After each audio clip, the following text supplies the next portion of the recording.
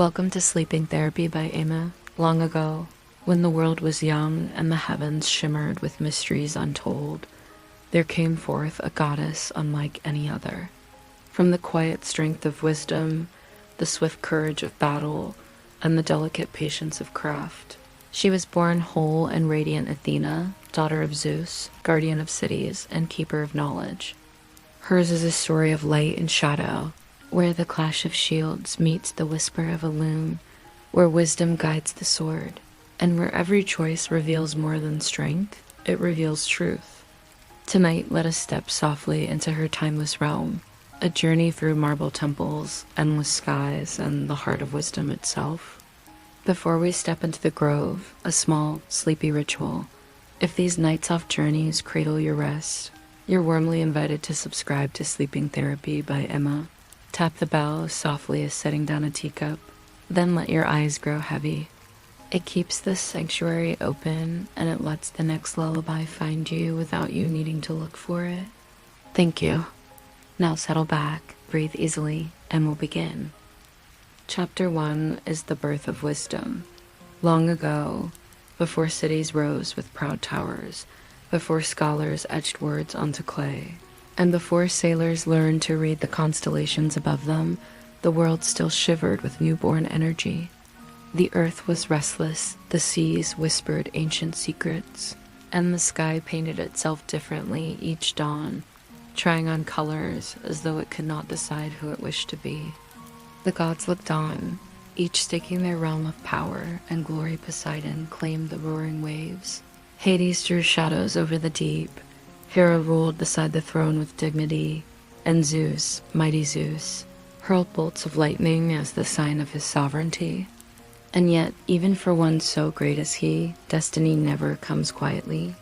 Instead, it arrives like a whisper that lingers until the heart cannot ignore it. So it was that Gaia, the ancient Earth Mother, and Uranus, the vault of the heavens, delivered to Zeus a warning. Should your consort Metis bear a child, that child will outshine its father with wisdom greater and power unmatched. Now, Zeus was not a god to take lightly the matter of prophecy. He had risen to the throne by outmaneuvering his own father, Kronos, who had once devoured every child of Rhea to prevent being overthrown. Who knows better than Zeus the weight of fate, the danger of succession, and the inexorable law that the young will someday challenge the old? Metis, goddess of clever thought and measured counsel, had long been admired for her quickness of mind. She could untangle words as if they were knots, and foresee troubles before even gods had sniffed their arrival. It was no small thing that she now carried within her a child destined for greatness. Zeus pondered long and hard, despairing of a solution, until at last, using a mixture of fear and cunning, he resolved to act. At the perfect moment, when Metis walked near, he swiftly transformed her into a tiny bird and, in one terrible gulp, swallowed her whole. On Olympus, the other gods whispered in unease. Zeus, in devouring the goddess of wisdom, believed he had claimed her strength for himself, and with it, dissolved the thread of prophecy. But wisdom does not surrender so easily. Inside him, Metis did not perish. She remained alive, her presence hidden but undiminished, her mind whispering, shaping, weaving. And the child she carried still grew, not in a mother's gentle womb, but in the cavernous depths of Zeus's being. Strange though it sounds, wisdom has always had unusual homes. The days passed, but peace never settled. Zeus began to groan as pain gathered in his head, a drumming ache unlike any he had ever known. Thunderclouds gathered without his summoning, bolts fled his hands rashly, and Olympus trembled beneath his cries. It was no longer kingly thunder, but a tortured hollowness that rang through the very bones of heaven. Hera looked on, untrusting yet weary of her husband's torment. The other gods avoided his presence, for who dares to come near a storm that does not know its own measure? At last, a compassionate hand came forward. Hephaestus, the smith of the gods, lame-footed yet steady-armed, whose genius with fire and hammered bronze had gifted Olympus countless wonders. He looked upon Zeus, whose mighty brow was split with agony, and he asked, "Father, would you have me strike?" And Zeus, wearied to his core, pained beyond all measure, gave but a grim nod. Hephaestus raised his great hammer, glowing hot from forge and fire, and with one earth-shaking blow brought it down upon the skull of Zeus. A crack boomed like mountains splitting, a sound that rolled across seas and through the vault of heaven. Yet from that wound poured not ruin nor blood, but radiance. A flash so pure, so sharp in clarity, that even Helios paused his chariot in mid-sky to look on. From the cleft in Zeus's head emerged a figure, not helpless nor small, but tall as a warrior, graceful as a dancer, complete as if sculpted by eternity itself.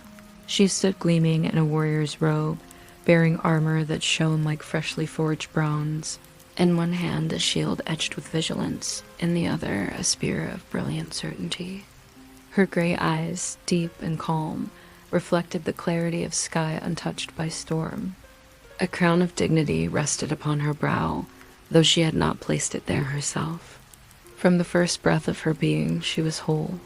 From the mind of Zeus, wisdom had taken form, and so Athena was born. The gods gasped collectively. Some shaded their eyes, dazzled by the balance of majesty and poise. Aphrodite whispered that never had she seen beauty fuse so seamlessly with might. Ares scowled, sensing in her the rival approach of a strategist whose wars would not be waged in wild chaos, but in disciplined order. Even Hera, who harbored no shortage of grievances against Zeus, paused in grudging awe. Athena herself did not stumble nor cry, nor bear the helpless fragility known to mortal infants. She inhaled calmly, adjusting her shield against her arm, tasting the sharpness of new existence as if she had always belonged. She did not speak, for her silence was itself a statement, a stillness that magnified her presence, a lantern glowing without flame. The air around Olympus quieted. Even Zeus, nursing the strange emptiness that his head now bore, marveled. From his own mind she had sprung, and so he claimed her instantly. "My daughter," he declared, voice booming, "you are mine. Born of thought, armored with brilliance, daughter of wisdom and might." She bowed with only the slightest nod, not in submission but in acknowledgement, for Athena bore no need for arrogance. Her power was not thunderous, it was steady, enduring, luminous. And thus Olympus changed. Where once conversations had ended in quarrels or boastful wagers, now a new presence wove herself in. When disputes arose, Athena listened, clear-eyed, before suggesting paths that bore fruit rather than fire. When questions lingered, she answered not with riddles, but with tempered clarity that soothed quarreling pride. And when conflict demanded battle, she lifted her spear not for chaos nor rage, but for defense, honor, and the guardianship of order. Yet Athena was not only the goddess of war. No, she belonged also to peace, to artisans bent over threads, to builders eyeing stone, to poets shaping words as carefully as metal is hammered into art. As she walked Olympus, the muses themselves paused, eyes drawn to a presence that honored craft as much as courage. For wisdom, after all, is never confined to a single act. It spills across every human endeavor like light through windows. And far below Olympus, mortals stirred. Though they did not yet know her name, they dreamed of tall gray-eyed figures who walked by their fires at night, who guided their hands in weaving, who helped them decide not by rash impulse, but by the calm clarity of thought.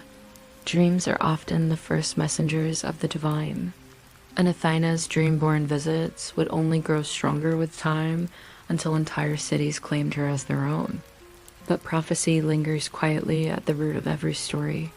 And though Zeus praised his daughter openly, though Athena stood proudly by him, more than one god wondered if the words of Goa and Uranus might yet echo as truth, that this child of wisdom might one day surpass the king of thunder himself. For now, all of Olympus only stared with held breath, watching the goddess of wisdom take her first radiant steps. The arrival of Athena did more than dazzle Olympus. It unsettled it, for immortals, despite their endless lives, are not immune to change, and change, when it comes, often lands like a surprise gust of wind shaking the branches of an old tree. Some gods welcomed her immediately, marveled at her beauty, her balance, her calm. Others shifted uncomfortably, unsure of what it meant to have a daughter born not from the heart or womb, but from the very mind of Zeus himself. To be the embodiment of thought made flesh that was a power unlike any other. Hera, queen of the gods, watched Athena with a measured gaze. Though she did not embrace the child as her own, neither did she denounce her.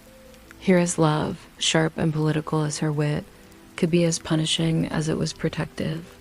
In Athena, she saw no wayward lover, no insult to her queenly dignity, for the daughter bore not the reckless aura of passion, but the dignified air of reason. If wisdom shapes her path, Hera murmured aloud on the day of Athena's birth, then Olympus may yet learn to manage itself with less fury and more foresight. She spoke it coolly, as though making an observation, but in truth, even Hera felt the calming weight that Athena brought whenever she entered a room. Not all gods were soothed. Ares, the red-eyed embodiment of reckless bloodlust, bristled. He prowled at the edges of Athena's gatherings, restless as a wolf denied prey, sneering at her disciplined bearing. To him, war was rage, fire, the glory of the clash, and the more brutal it grew, the more alive he felt. Yet here stood Athena, clothed in armor, yet visibly unscorched by wrath, a warrior who spoke of strategy, of defender's honor, of the weight of each life lost. They were opposites, two sides of a blade, and it was evident to all that strife would brew between them. In the silent glances they traded, one could see the future, Athens raising statues to Athena, while Sparta fierce and blood-drawn knelt to Ares. But unlike Ares, Athena did not need to prove her strength through rash contests of brute force. Her presence alone unsettled him, not because her weapons were sharper, but because her wisdom struck from an angle he could never see until it landed. And wisdom, after all, has always been the fiercest weapon of them all. Athena's role expanded swiftly. In the golden halls of Olympus, gods began to seek her counsel. Poseidon, boastful and tempestuous as the seas he commanded, once came in anger, declaring he alone should hold dominion above and below the waves of mortal sailors. Athena listened patiently, eyes steady, and then reminded him that mortals thrive not in tempests but in harbors, not in storms but in guidance. It is through seafaring skill, through knowledge of winds and ropes and balance, that men and women honor the seas, she told him with measured calm. And knowledge belongs to me as much as water belongs to you. The conversation ended not in fight, but in silent thought, for Poseidon found no easy answer to her logic. Hephaestus, meanwhile, grew to admire her deeply. Crafted though she was of Zeus's mind, Athena bore also an uncheckable respect for craftsmen. She would stand in the forge with him, cloak wrapped tightly against sparks, eyes bright as the bellows roared. Strike not with haste, but with rhythm, she noted as he hammered metal against anvil uneven. Hephaestus longed the soul mind of the smithy realized. The goddess of crafts understood the song of shaping as though she had wielded tongues all her existence. Together they would whisper of tools and designs, of weapons balanced not for destruction, but for protection, of how craft and intellect could arm men and cities not merely with swords, but with plows, ships, bridges, and dwellings. Athena's delight was not simply in fighting, her joy lived in making. And it was here that mortals began to feel her hand most of all. For what is a goddess if not a spirit whose breath touches human hearts in invisible ways? Though no mortal had yet glimpsed Athena in full glory, artisans felt her presence in their fingers.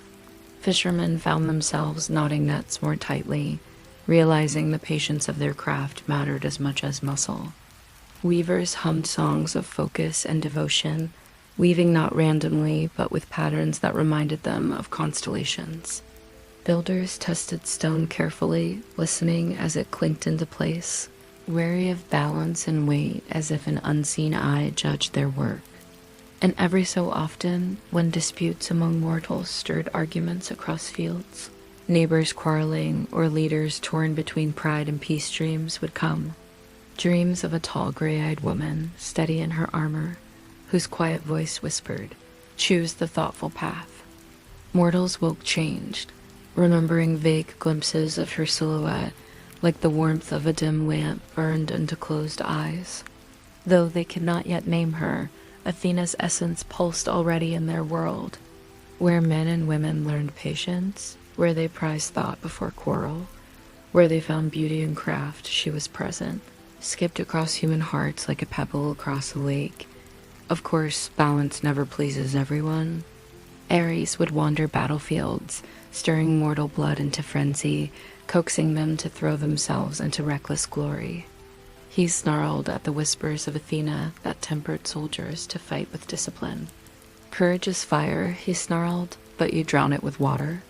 Athena smiled gently whenever she heard his boasts, though her smile held no mockery. "Wisdom is the fire that burns long into the night," she once responded. "Yours is a spark that fades into ash." Ares spat at her feet, and the argument would drift away unresolved. But those who stood listening remembered her words long after his rage thundered out of sight. Zeus, though often weary of council meetings, preferring thunder and decree over debate, could not ignore that his daughter had become Olympus's quiet anchor. He watched how disputes settled more swiftly when she was present, how prideful boasting lessened, how even Hermes, sparkling in wit and trickery, paused when Athena glided into the circle. Zeus muttered to himself, proud but uneasy, "Wisdom shapes more than bolts or storms. She shapes what lasts." Whether those words were praise or prophecy, even he could not say. And so, slowly, Athena began crafting her place not only as goddess of wisdom and war, but as goddess of the polis, the community of humans bound together by shared rules, shared hope, shared life. She was no goddess of lonely wanderers. To her belonged the gathering, the city, the weaving together of people into a fabric stronger than any single thread. For wisdom has always been less about the individual and more about the whole. Each night she would walk the silvered corridors of Olympus, spear crackling faintly with blue glow, shield hanging easy upon her arm. She was young, yes, but her eyes betrayed an agelessness, as though she had sprung not into infancy, but immediately into quiet maturity. The gods stared at her when they thought she did not notice. They marveled that, although her armor shone with power, it carried none of the arrogance often clanging in the steps of immortal feet. In Athena there lived a serenity, a refusal to rush, a refusal to rage blindly, and that serenity began to ripple to mortals below, in temples not yet built, in cities not yet named. But it was not only serenity she carried, for in her heart the drums of war still beat, not Ares' war of blind destruction, but her own, the steady footsteps of armies marching in order, shields joined, strategies woven like tapestries. She envisioned battles won not through chaos, but through clarity, through forethought, through cunning arrangement of men and terrain. This, too, was part of her gift, war guided by reason, not by rage. Thus began the dual nature of Athena, fierce protector, patient builder, dream whisperer to mortals, and rival of reckless chaos. Even in her earliest days, she wore many crowns at once, each orbiting her as naturally as stars orbit the night sky. Hers was not a single-role divinity, but a balanced warrior, artisan, philosopher, and guardian alike. And so, when mortals looked upward, confused by dreams of gray-eyed women, or when they stood staring at olive branches, swaying peacefully despite the storms around them, they wondered if perhaps their destinies were watched over, not merely by a thunderous sky father, but by one who walked in wisdom. a guardian whose shield was not only to block arrows, but to shield the mind from folly. And in this way, the tale of Athena's beginning, her shaping of Olympus and soft guiding of earth below, grew steadily like dawn in the east. Zeus's wound had given the world more than just a thunderclap of light. It had birthed the calm and brilliant radiance that would forever change how gods and mortals alike thought of courage, craft, and the power of reason. Chapter 2 is the gift of the olive. The days of Olympus were long, though gods never counted them. Time for immortals was less a river and more an endless sea water stretching outward, rippling with stories of mortals below who lived far shorter lives. Gods saw cities rise and crumble in mere blinks. They saw mountains wear down, rivers change course, empires blaze brightly like constellations caught in flame before vanishing into dust. And yet, every so often, there came a moment when divine footsteps crossed mortal earth directly, and choices made in those minutes would echo for centuries, shaping the destinies of countless human souls. One such moment was the choosing of Athens. In those days, the land that would become the proudest jewel of Greece was still wild and young. Villages dotted the rocky ground, their people hardworking and stubborn. They tilled the stubborn, stony soil with bronze blades, their brows heavy with sweat, their dreams reaching as far as the bright horizon. They named their region Attica, and though they prayed to the gods for protection, no single deity had yet claimed them fully. The land cried out for a patron, someone who would nurture their strength, guard their lives, and inspire their people. And like a beacon shining upward into the heavens, the yearning of mortals called forth the attention of Olympus. When whispers of Attica's promise reached divine ears, two gods descended from their high thrones, both determined to claim the land. First came Poseidon, lord of the vast seas, restless as waves crashing on rocky cliffs. His trident shimmered under sunlight as he strode across the earth, each footfall sending tremors through the soil. Proud and eager, Poseidon desired Athens for his own, its ships, its harbors, its trading ports that could link the world through the veins of the ocean. And then came Athena, moving with steadier grace, her steps whispering more softly than Poseidon's, but no less powerful. Where he bore the roar of tides, she carried the hush of winds through olive groves still unborn. Her gray eyes scanned the land, the rivers, the mountains, the stony soil that cracked beneath mortal hands. She too desired patronage, not for glory alone, but because she saw in these people resilience worth protecting and nurturing. She saw in Attica the chance to teach mortals not just survival but wisdom. Together they appeared before the people of the land. Men and women laid down their tools in awe. Children clutched their mothers' hands, and elders shuffled forward with trembling respect. To see even a single god was rare beyond imagining, but to see two stand upon the same earth was a vision that smote them to silence. Only the rustle of wind through dry grasses broke the stillness. Poseidon was the first to speak, his voice rolling like thunder above waves. "People of Attica," he boomed, "behold me, I am Poseidon. The earth shaker, the tamer of seas, the storm wielder of salt waters. Choose me as your protector, and I shall grant you gifts no mortal has ever touched. I shall fill your harbors with ships, your coffers with treasures, your fame with glory. The sea shall carry you to every corner of the earth." The people gasped, for such promises dazzled. Many among them were already fishermen, tied to the sea for food and trade. Yet even as murmurs spread, Athena stepped forward, her presence calmer but no less commanding. Her gaze soft upon the farmers, the builders, the weary mothers clutching children by their skirts. When she spoke, her voice was not thunder, it was steady like a harp string plucked in twilight. "Men and women of Attica," she said, "I am Athena, born of wisdom, guardian of shield and spear, craftswoman of skill and knowledge.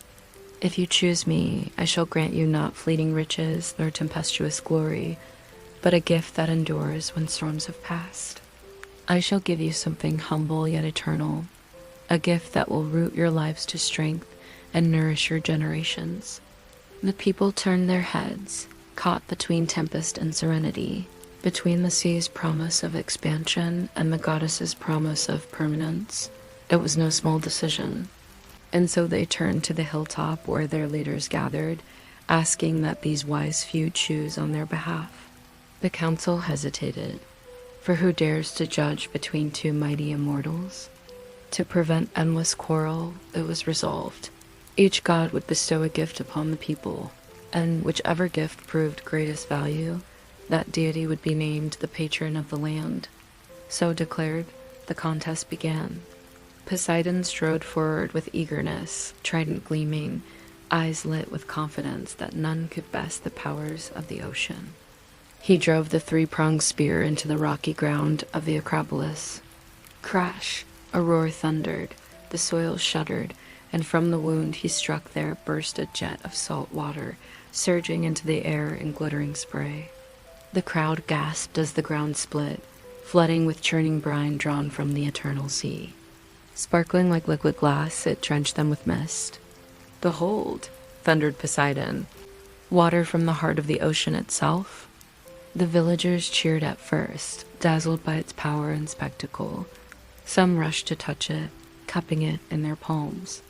But when their lips tasted the liquid, they recoiled. The water was salt unsuitable to drink, barren to crops.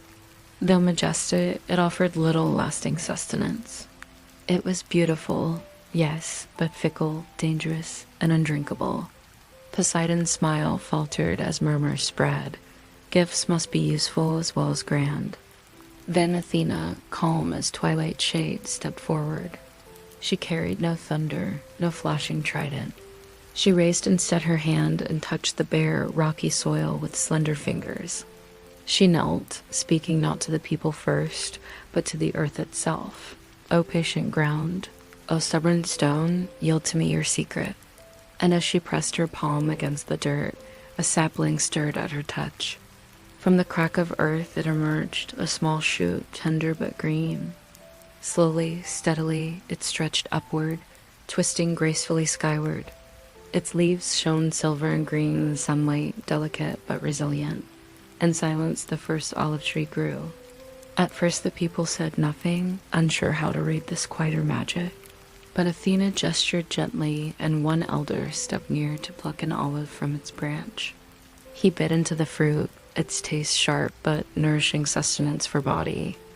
Another pressed oil from its pulp, golden liquid flowing like captured sun, fit for cooking, for burning as lamp fuel, for anointing skin of the weary. Another marveled at the wood-strong, slow burning, perfect for tools and shelter. What Poseidon's saltwater flood could not provide, this single tree offered in countless ways: food, light, warmth, healing, even trade. "This shall be my gift to you," Athena declared softly. "Not a symbol of violent force, nor glory that wanes like tides, but a gift of lasting peace and prosperity. Where olives grow, people flourish, for the tree asks only patience and faith, and once planted, it will bear fruit for centuries." She touched the trunk and said, "As this tree grows strong, so shall your city. May it stand as a sign of reason, endurance, and wisdom." The people murmured approval that grew into shouts of joy. Though Poseidon's spectacle stirred awe, it was Athena's tree that stirred hope. For in its branches they imagined families fed for generations. In its steadiness, they saw their own desires for order, safety, and prosperity. So it was that the council chose Athena's gift. The people declared her their patron goddess, and from then on the land was named in her honor Athens, city of Athena. Poseidon, hearing the decree, bellowed in fury. His trident struck earth again, threatening quakes and floods. A storm brewed over the sea, winds lashing the shoreline. Yet Zeus himself appeared, commanding the sea god to be still, warning him against vengeance. With great bitterness, Poseidon withdrew, swearing his wrath would find other channels. But Athena stood her ground, calm and bright-eyed, watching her olive tree shimmer in the sun. Already children danced beneath its shade. Already, farmers touched its trunk reverently. Her gift had rooted more deeply than even legend suspected, and so the heart of Athens was sealed by olive and wisdom, rather than by wave and tempest. It would forever honor the goddess who had given them not the ferocity of water, but the enduring strength of the tree. Word of the contest spread swiftly across the land. Villagers in distant corners of Attica whispered of the day when two great gods had descended and revealed their power. Some spoke in awe of Poseidon's flood, remembering the spray of salt water catching the sun like an ocean brought to earth. But more cherished were the murmurs of Athena's gift, humble yet profound. Already families carried slips of olive branches, pressing them into the ground with prayerful hands, their hopes rooted alongside the young saplings.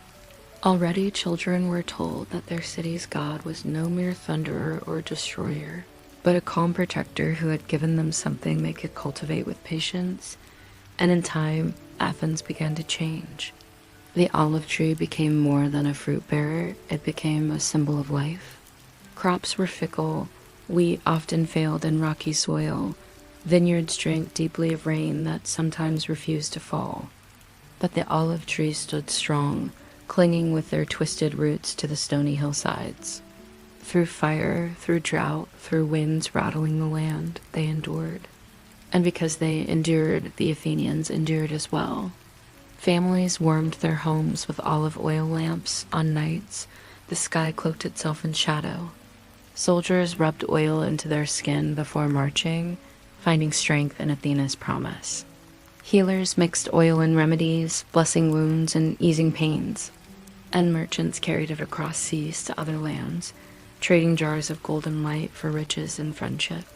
It was as Athena had intended, a city not built upon reckless wealth alone, but on gifts that nourished generation after generation. Each olive tree that spread across Attica was, in the eyes of its people, a quiet hymn to their goddess. And in the heart of their city, high upon the Acropolis, stood the first sacred olive tree, the very one Athena had coaxed from the ground. It remained, year after year, a symbol planted at the center of their collective soul. Athena herself did not abandon them after giving this gift. Though she dwelt upon Olympus, she often walked quietly among the Athenians, unseen to most eyes, her gray gaze watching over their streets. At times she appeared in dreams, guiding leaders with whispers of caution, or stirring craftsmen with visions of shapes yet unmade. She often revealed herself most strongly to women weaving at their looms. They said she guided their fingers, teaching them not merely how to create cloth, but how to weave patience and thought into every thread. And when men sharpened their spears or laid the foundation stones of temples, Athena stood in spirit among them, steady as the olive tree's shadow. Yet with Athena's patronage came rivalry too, for gods rarely let go of wounded pride. Poseidon, humiliated by the choice of mortals, bore a grudge as weighty as the seas themselves. Though his wrath did not sweep away Athens outright, Zeus' restraint weighed heavily on him. Storms along the coast grew cooler, and sometimes earthquakes shook the shores as if his trident tapped petulantly in anger. Athenians grew weary of offending the sea god. While they prayed to him respectfully before sailing, their devotion remained bound to Athena. For when they raised their eyes to the shining hill where her olive tree grew, their loyalty was unshakable. This contest and its outcome gave Athens its defining spirit. Unlike other cities swayed easily by force and fear, Athens carried in its breast the idea that wisdom, patience, and craft were as mighty as violence. Its leaders invoked Athena's presence when debating laws, when deciding war, when crafting alliances. Soldiers carried the aegis, her shield, marked with the image of the Gorgon upon banners and breastplates, not to terrify their enemies alone, but to remind themselves to fight with discipline, not chaos. In their minds, Athena was more than a goddess. She was the embodiment of what their city was meant to be, wise, enduring, and just. Yet justice itself was one place Athena's influence shone brightest. The Athenians believed that disorder among men was no better than disorder in battle, and Athena guided them toward order. When citizens argued, when disputes flared, when pride nearly sparked violence, they looked to her olive branch as symbol of peace and resolution. For what is an olive branch if not a promise that reason and patience can overcome even the fires of anger? Thus, the phrase of offering an olive branch to make peace became sacred to them, a ritual bound tightly to her gentle presence. To choose the branch instead of the blade was to act as Athena herself would have wished. The goddess planted her spirit firmly into the identity of Athens. Artisans carved her likeness into stone, gray eyes sharp and arm raised in blessing, watching protectively over the city's gates. Potters painted her upon vases, holding her spear in one hand and extending her other hand toward mortals, offering olive leaves. Children recited stories of her contest with Poseidon before sleep, parents pressing olive wreaths upon their brows as signs of favor. The goddess had become not merely patron but parent, and her people wore their devotion proudly. Yet devotion brought with it responsibility. Athena was no gentle goddess of idle admiration. Hers was a stern wisdom, one that prized effort, discipline, and balance. She was not loved as tenderly as Aphrodite, nor feared as wildly as Ares. She was revered with a steadiness that respected her demands. Athenians knew this truth well. Athena gave her gifts to those willing to work by them. The olive did not bear fruit at once. It took careful tending, patient hands, and thoughtful caretaking before its bounty could be reaped. And so Athena's people learned patience, learned diligence, and learned that all prosperity grows not from fickle thunderbolts of luck, but from slow, consistent cultivation. It was this lesson that distinguished Athens through ages to come. When other cities clamored for brute force, Athens sought clever strategy. When others rushed into action, Athens valued debate, ideas weighing upon its scales of justice. Where other cities built gods in forms of raw destruction, Athens built temples to embody wisdom and balance. And though human nature remained stubborn and flawed, as it always has, Athena's guiding spirit gave them aspirations that reached beyond their limitations. But history is never free of challenge. With her hand upon Athens, Athena knew that rivalries and wars would come. Already Sparta eyed Athens' growing pride with suspicion. Already pirates threatened trade upon the seas that Poseidon still claimed as his domain. Already men of Athens, emboldened by their goddess's favor, swelled with ambition to prove their supremacy in battle. Athena watched it all quietly. She whispered dreams of caution when spirits rushed toward recklessness.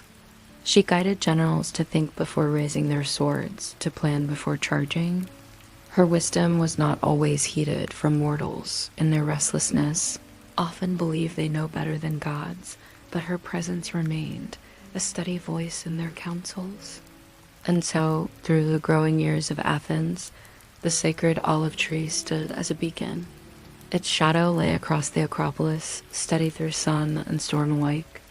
Pilgrims from other regions came to see it, to lay offerings at its roots, jars of oil, wreaths of its leaves, prayers whispered beneath its branches. For that tree reminded all who looked upon it of a day when two gods contested the fate of a land, and how, in choosing the humble olive over spectacle, Athens chose wisdom over vanity. In time, temples would rise to house her presence, the greatest of them, the Parthenon, shimmering upon the Acropolis like a crown of marble dedicated to their revered guardian. But even before those stones were raised, the people carried Athena in their hearts. They saw her not simply as a distant goddess, but as a woven thread in every garment, a glimmer in every droplet of oil, a steadying hand behind every shield lifted in defense. Thus, the contest with Poseidon did more than gift a city its name. It planted the soul of Athens itself. For while other gods offered chaos, Athena offered order. And while other deities asked for blind devotion, Athena asked for something far deeper, the choice to live wisely. The people of Athens accepted, and from that acceptance grew not only a city, but a civilization whose memory endures in the hearts of mortals even now. Chapter 3 is the heroes and their guardian. As centuries passed, Athena's presence stretched beyond the olive groves of Attica. She was not the goddess to linger in one sanctuary or sit idly upon Olympus while mortals stumbled in darkness. Instead, she slipped between worlds, her voice threading through tales that mortals would later call legend. Where reckless strength would falter, her wisdom took root. Where brute force would collapse, her strategy lifted men to triumph. And so her name entwined itself with the most celebrated heroes ever to walk beneath the sun. One such tale begins with Perseus. In a far-off land, a lonely fisherman named Dictys once drew a wooden chest from the sea. Inside, he discovered not gold or jewels, but a mother and child Danae and her son Perseus, cast adrift by envy and fear. This boy would grow into a man destined to face monsters of nightmare, though his path seemed uncertain at best. He grew strong, yes, but still human, and when fate demanded he slay Medusa, the Gorgon whose gaze alone could turn men to stone, his confidence nearly faltered. What chance did a mortal youth have against a creature so swift, so hideous, so cruel? It was Athena who came to his aid. She looked with soft pity upon Perseus, not because he was weak, but because he was determined. Many mortals quailed at destiny. Perseus was willing to stand before it, trembling though he might. And wisdom does not scorn trembling courage. It strengthens it. Appearing before him, Athena did not simply hand Perseus a sword and send him to fight. Her aid was cleverer, subtler. She guided him toward tools, gifts of the gods suited to his challenge. From Hermes he would gain the winged sandals to outrun fate. From Hades, the cap of invisibility to approach unseen. But it was Athena who gave the most vital answer, a shield polished bright as a mirror. Do not look upon your enemy directly, she counseled, for some dangers cannot be faced head-on. Use reflection instead of gaze, thought instead of impulse. When Perseus finally crept into the Gorgon's lair, her serpentine hair hissing, her presence heavy and suffocating, he held Athena's shield before him. The mirrored surface showed the monster without trapping him in her stone gaze. Each step was cautious, guided by the whisper of wisdom over the roar of fear. And when his blade finally struck, severing the Gorgon's head, it was not strength alone that gave him victory.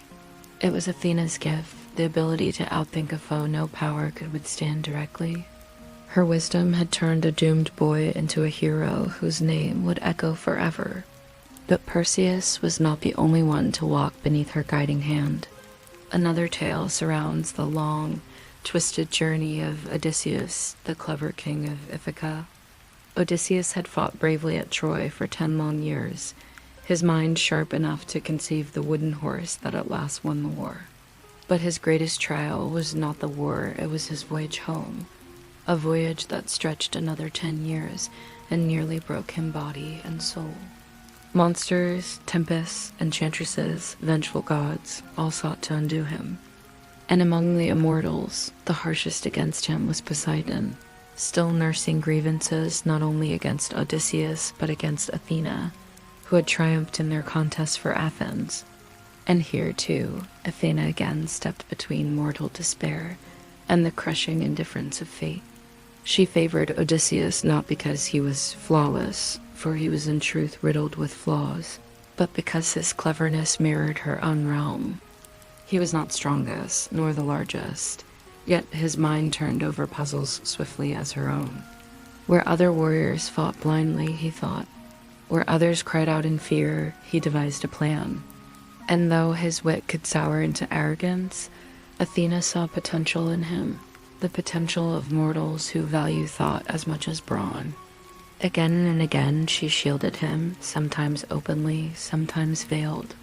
When storms drove his ship toward ruin, she whispered courage into his veins.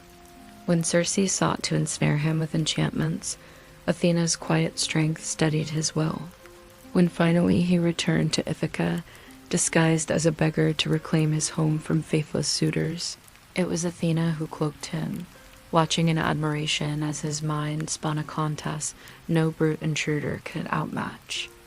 And when at last his bow shot true, bending fate back into his hand, Athena revealed herself to him fully once more, proud of the mortal who had survived not by brutality alone, but by tact and intellect. These tales reveal the nature of Athena's bond with mortals. She did not embrace those whose strength was blind, or whose hearts were swollen with vanity. She was not like Ares, who delighted in gore for its own sake. Rather, her hand extended to those whose courage needed guidance, to those who could pair bravery with thought, endurance with wisdom. To Perseus, she lent clear sight. To Odysseus, she lent endurance of mind. To countless craftsmen, builders, and rulers, she lent the patience to shape, to weave, to plan. Her relationship with heroes was not one of indulgence or easy favor. She did not sweep obstacles away to pamper them. No, Athena's aid was always conditional, requiring that mortals embrace her gifts of reflection, discipline, and thought. Those who ignored her counsel often fell, and fell hard. For wisdom, once offered and rejected, rarely offers a second chance. Heroes who trusted blindly in strength often found themselves broken. But heroes who listened, who tempered their might with balance, lived lives sung by poets for centuries. Indeed, poets themselves often claimed inspiration from her. The rhythm of words, the weaving of stanzas, the careful structure of verse all mirrored the loom she herself cherished. The bard who recited tales by firelight, the poet who sang under stars, the tragedian who carved human flaws onto the stage, they all whispered her name before they began, praying their voices flow with clarity rather than chaos. And so Athena's legacy stretched far wider than marble temples or olive groves.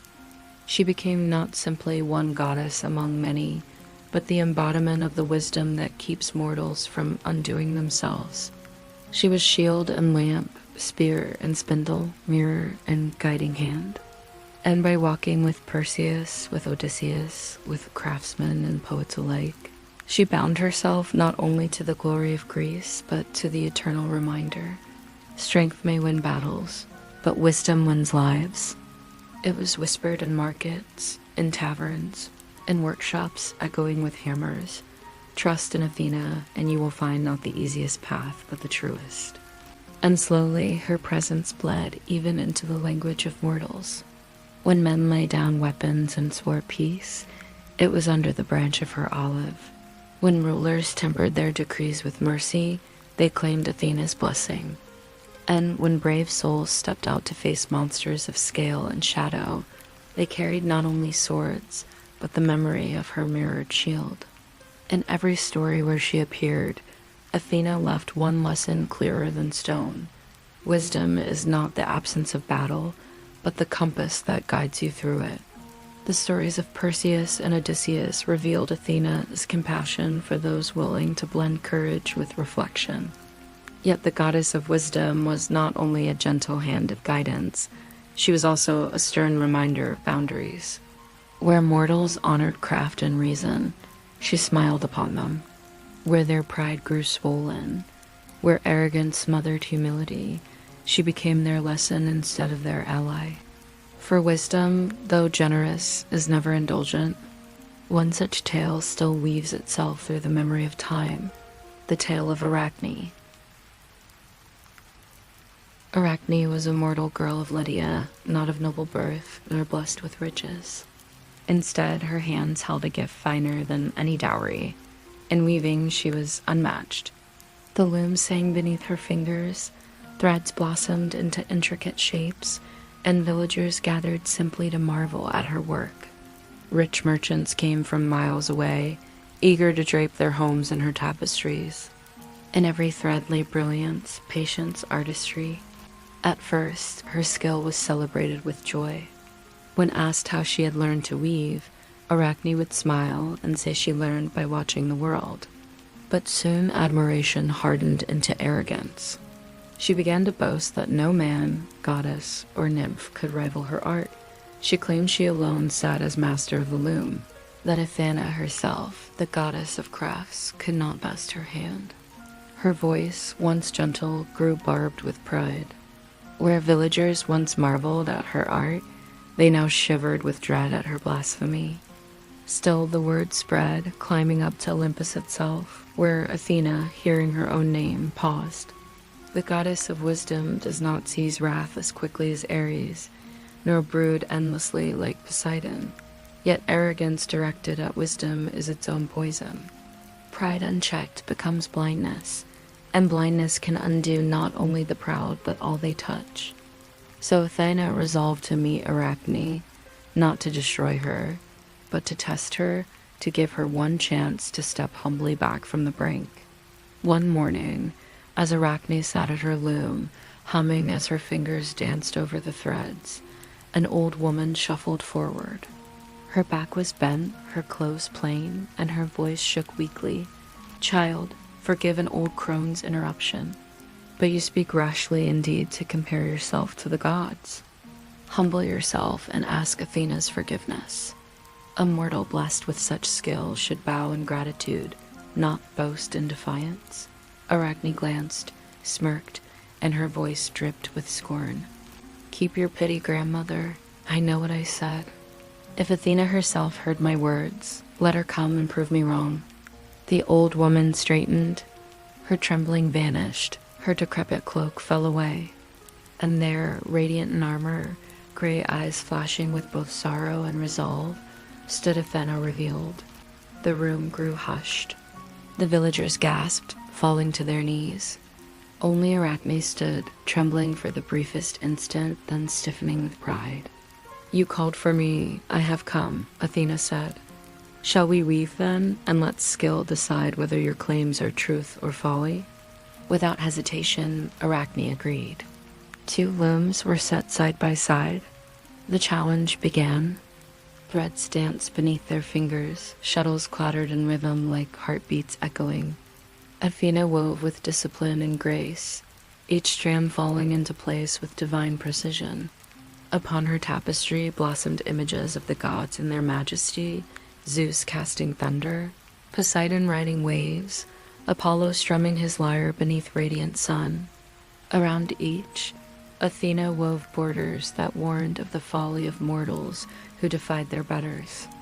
Her tapestry was not only an image, but a lesson layered with moral gravity. Arachne worked with equal skill. Her threads shimmered with beauty unparalleled. Her colors glowed as though stolen from rainbows. But her subject was daring dangerously so.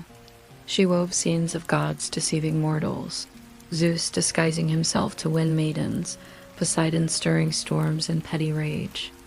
She showed deceptions, cruelties, caprices, and though her hand was flawless, her theme mocked Olympus itself.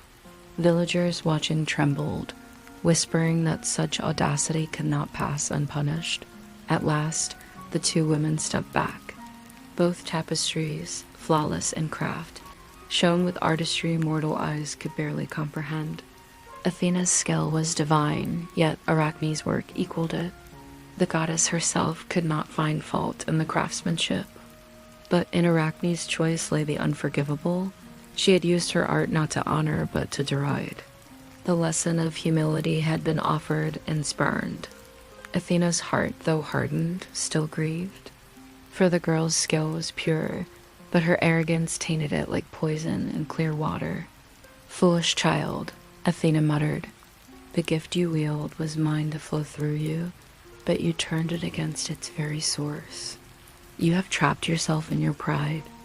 With a firm hand, Athena touched Arachne's brow. The mortal's body shivered, twisted, shrank. Fingers became many, thin and spindly. Her form withered into a small, trembling creature. Where once a woman sat weaving, now a spider dangled, condemned to weave forever. "Let this be your lesson," Athena declared, "to weave not tapestries for praise, but webs of thread until time's end." And thus Arachne, the boastful weaver, became the spider, spinning silks not in defiance, but an endless reminder of humility. To this day, spiders weave webs not hurriedly, but with patient artistry, and so people remember Athena's blessing and judgment both. This tale, whispered in Athens and beyond, carried weight heavier than looms. It warned mortals that skill without gratitude is arrogance, and arrogance invites ruin. It showed that Athena, while generous, demanded balance. She gave gifts, yes, but she asked in return humility, respect, and an understanding that wisdom is greater than pride. Athena's justice extended beyond crafts into civic life as well. When the first courts of Athens formed, they called upon her as patron. For what judge can rule without wisdom? In disputes where tempers threatened to boil into chaos, her name was invoked, reminding men and women alike that hot anger must be cooled by thoughtful reason. Indeed, in one legendary case, when Orestes stood trial for the slaying of his mother, it was Athena herself who created the jury of citizens, the Areopagus, so that justice would be balanced by collective thought rather than singular vengeance. And when the votes balanced equally, it was Athena who cast the deciding voice, not as implacable conqueror, but as wise arbiter, choosing mercy to temper law. The Athenians adored her not merely as protector, but as teacher. Perseus embodied her shield, Odysseus her cunning, Arachne her warning, and the courts her justice. In all, the goddess of wisdom, warfare, and crafts proved herself multifaceted, guiding, correcting, creating, and always preserving balance. And so, as the centuries rolled forward, her temples multiplied, her olive groves expanded, and her myths deepened. City walls bore her emblem, coins bore her head crowned with a plumed helmet, and wine-dark seas carried ships beneath sails stitched with her symbols. Mortals knew other gods might bring terror, passion, or wealth, yet Athena alone brought steady wisdom, without which none of the others could endure.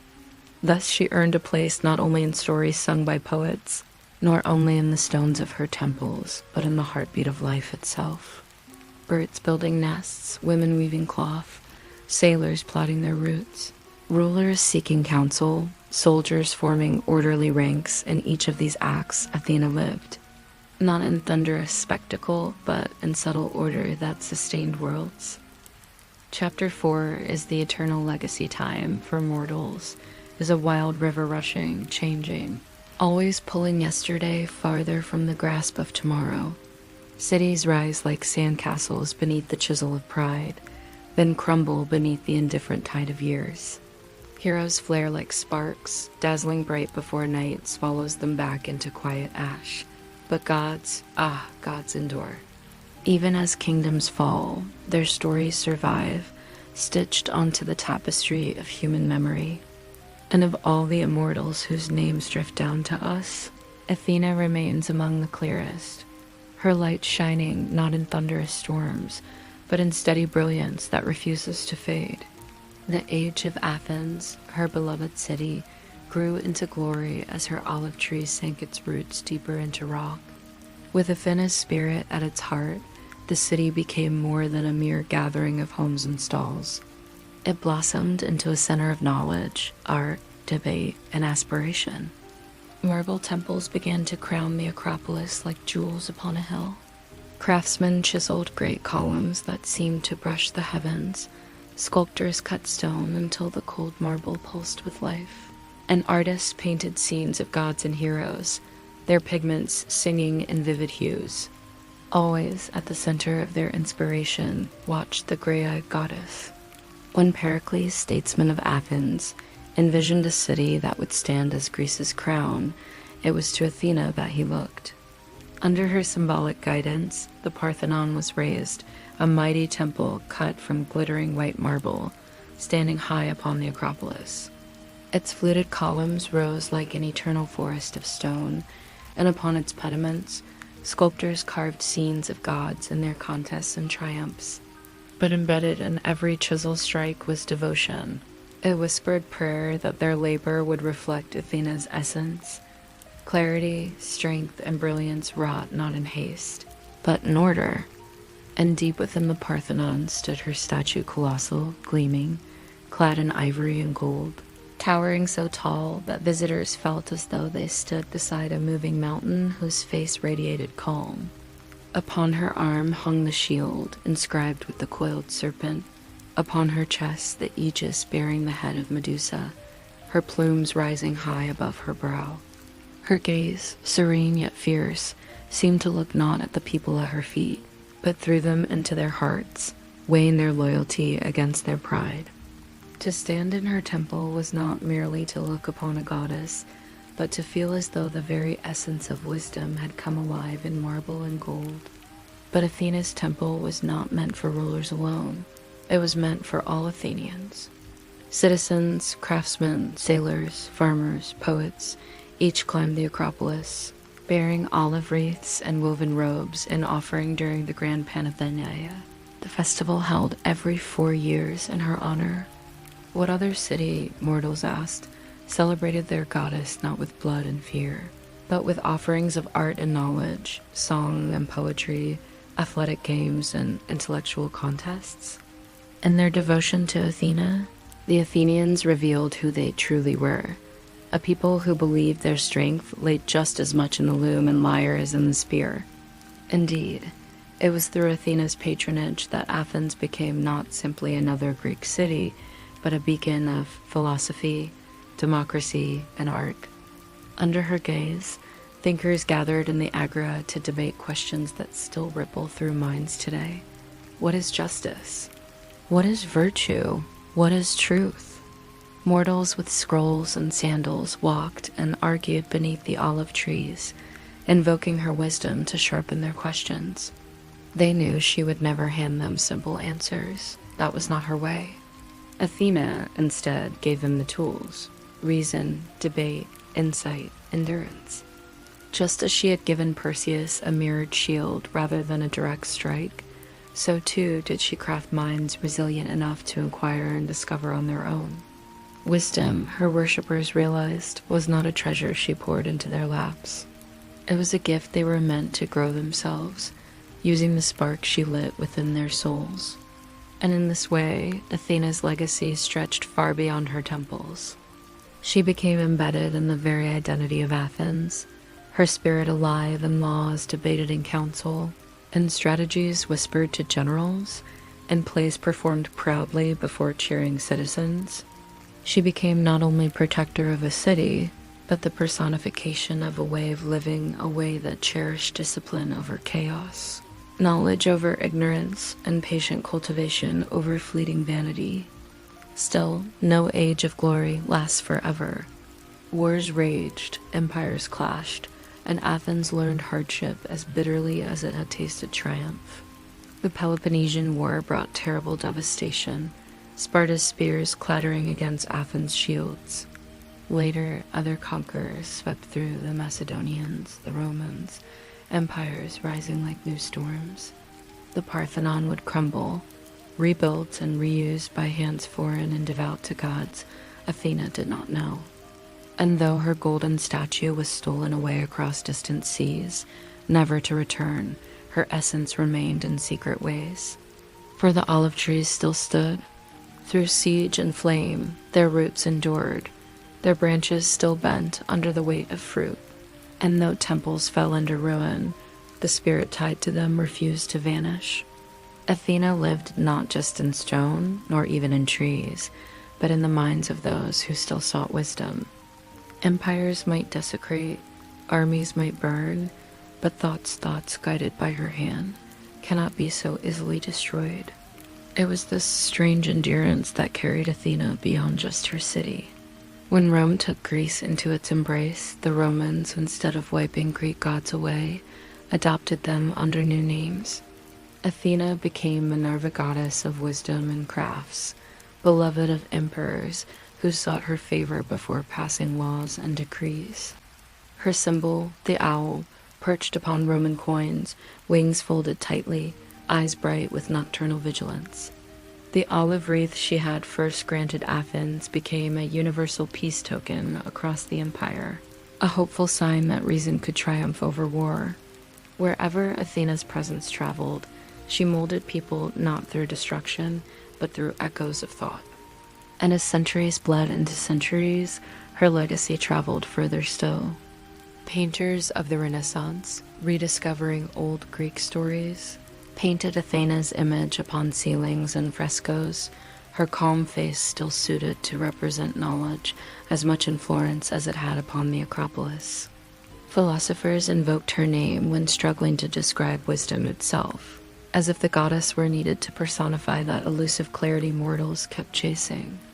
Poets wrote of her olive branch when calling for peace, and rulers crowned their heads with it when entering into alliances. Even soldiers centuries later pressed olive leaves upon graves as prayers whispered without words. Unlike some gods, distant and fearsome, Athena never faded into obscurity. She evolved, reshaped as each age sculpted her anew, always retaining her balance between might and wisdom, fierceness and compassion, sternness and patience. She became not only a goddess of myths, but a symbol eternal, the embodiment of humanity's yearning to reach beyond violence toward understanding, beyond chaos toward harmony. Her shield still gleamed whenever justice was spoken in courts. Her olive tree still grew wherever peace was chosen over war. Her gray eyes still gazed whenever students bent their heads to study, or artisans lost themselves in the rhythm of craft. Athena's voice was no longer bound only to Athens, it sang wherever mortals valued wisdom. And so her eternal legacy grew stronger than temples, stronger even, perhaps, than the gods themselves. To speak of Athena is to speak of survival, not only of a goddess, but of an idea. Temples may crumble, statues may fall, but wisdom, once planted, endures like a seed carried on the wind. It grows in new soil, it takes new shapes, it whispers in new languages. In Athens, where the first olive tree lifted its branches into a pale blue sky, her presence was eternal. Even as years turned into centuries, the Athenians reminded themselves of the contest that had stamped their city with divine favor. Each year they celebrated the Panathenaea, a festival unmatched in splendor. At dawn, youths ran in torchlit relays, flames flickering as though guided by the goddess's gaze. Musicians played flutes and lyres, their notes trembling upward like prayers. Poets recited verses, honoring her gray eyes and serene protection. And at the festival's heart came the peplus, a great woven robe created by the city's women, embroidered with scenes of the gods battling giants. This robe, born of skill and patience, was carried in procession across the city to drape upon the ancient wooden effigy of the goddess. Mortals themselves had sought to gift Athena not with jewels or weapons, but with weaving, the art she had blessed them with. To weave for Athena was to place one's humility and devotion in every knot and thread. Each motion of shuttle and string was not just an act of work, it was a prayer. Every woman who bent to the loom whispered her devotion through the tightening threads, remembering Arachne's folly, remembering to Mary's skill with reverence. In weaving, the Athenians honored not only their goddess, but their values: discipline, patience, devotion, and humility. It is no accident that the Parthenon, her temple, was crowned with scenes that reinforced her two-sided nature. One side displayed the gods contending against the giants, reminding mortals that Athena was a warrior, steady in battle, fierce against chaos. The other side showed her contest with Poseidon, explaining to all ages that while spectacle dazzles, one must choose the gift that nourishes. Thus, every visitor to the Acropolis walked between two lessons: courage and wisdom, might and humility. But Athena's story moved far beyond marble and ritual. Her symbols, small but luminous, became her portable legacy, woven into cultures far from Greece. Her owl, no larger than the palm of a mortal hand, perched first upon Athenian coins, round silver pieces stamped with her stern profile on one side and the round-eyed bird upon the other. These coins crossed borders and seas, carrying her image to lands that had never seen the Acropolis. Traders in Egypt and Italy and distant shores turned them over in their palms, remarking upon the great city of the goddess of wisdom. Over centuries, the owl became not just hers, but the world's emblem for clear sight in the dark. Even now, when children learn that an owl is a sign of wisdom, they unknowingly echo her domain. Her olive branch, too, grew roots beyond Athens. To the Greek farmer, it was sustenance. To the merchant, it was trade. To the soldier returning from battle, it was the promise of peace. Romans adopted it, emperors crowned themselves with it, and poets wrote that carrying an olive branch was a signal of surrender not through weakness, but through dignity. Across time, the olive became a language, silent yet understood everywhere. Countries carved it into emblems, still raising it today as the mark of peace. To give an olive branch is to choose Athena's path, not the saltwater flood of Poseidon, fierce but useless, but the tree that stands long after storms. And her shield, the aegis, stronger than bronze, bore a different lesson. To mortals, it represented fear itself, transformed, a monster's face turned into protection. That story of Perseus wielding Athena's mirrored wisdom, of Medusa's terror sewn into her shield, taught mortals that even the darkest horrors could become guardians if faced with intelligence. Unlike other gods who often wielded destruction raw, Athena repurposed nightmares themselves into strength. Her aegis was not meant merely to intimidate, it was meant to remind mortals that wisdom can redeem, reshape, transform. Thus, wherever an olive tree bent in wind, wherever an owl glided silently, wherever a shield was raised, Athena's presence lingered, even when spoken of under other names. The Romans, who absorbed Greece into their dominion, renamed her Minerva, but kept her virtues intact. Senators prayed to her before passing judgments. Craftsmen invoked her in workshops. Generals turned to her when strategy outweighed numbers. For centuries, her identity remained intact, crossing from one age to another like a river that changes banks but not its current. And when empires fell, when marble temples lay broken against weeds and moss, Athena survived in quieter ways. Through memory, through art, through ideas that needed her name to wear their shape. In the Middle Ages, scholars copying Greek texts scratched her name carefully with ink, revering her though Christian saints now held Olympus's place. In the Renaissance, artists painted her face again upon canvas ceilings, radiant, gray-eyed, armored, not with bloodlust but with serenity. Poets called upon her when producing verses meant not merely to entertain, but to teach. She became slowly a cultural archetype, wisdom itself with a woman's face and a warrior's calm. To this day, her echo resounds. Universities adopt her owl and her name. Nations place her olive on their flags and seals.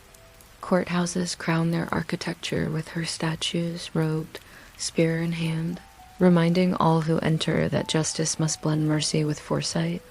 Museums shelter her likeness, broken marble still glowing with a quiet majesty, as though she refuses to truly vanish. The light of oil lamps is replaced with electric glow. Yet still, when people choose knowledge over ignorance, Athena's story breathes. Perhaps this is how gods live forever, not in thrones, not by lightning bolts, but by becoming ideas that humans hold dear. Ares still grumbles in the echoes of war. Aphrodite gleams in the restless pulse of desire. Yet Athena, more than most, grew into something wider than myth. She became the human longing for clarity amid confusion, for balance amid extremity, for endurance amid chaos. This is why her story is not locked within museums. It is alive tonight, in every piece of wisdom passed from parent to child, in every careful, patient craft of hand or mind, in every act of peace chosen instead of wrath. Each time a person steps back, reflects, then acts with clarity, they are knowingly or not answering to Athena. And when stories like this are told aloud at night, she listens too. Because Athena is not the goddess of sleep, but she is a goddess of calm clarity. And clarity, after all, is the very stepping stone into rest. The temples are quiet now. The marble columns stand silver in moonlight. The olive tree bends softly in the night breeze. And in its branches, an owl perches silently, gray eyes watching the world slip into dreams. The goddess lowers her spear. Her shield folds against her side, and she watches, calm and patient, as the city sleeps. She has given wisdom, she has given strength, and now she gives peace. So close your eyes, child of the mortal world. Feel the branches stretching above you. Feel the steady quiet of her gaze. Your battles are done for today. Your thoughts can rest, woven neatly like threads. You are guarded, you are safe, you are home. Good night, good night, good night.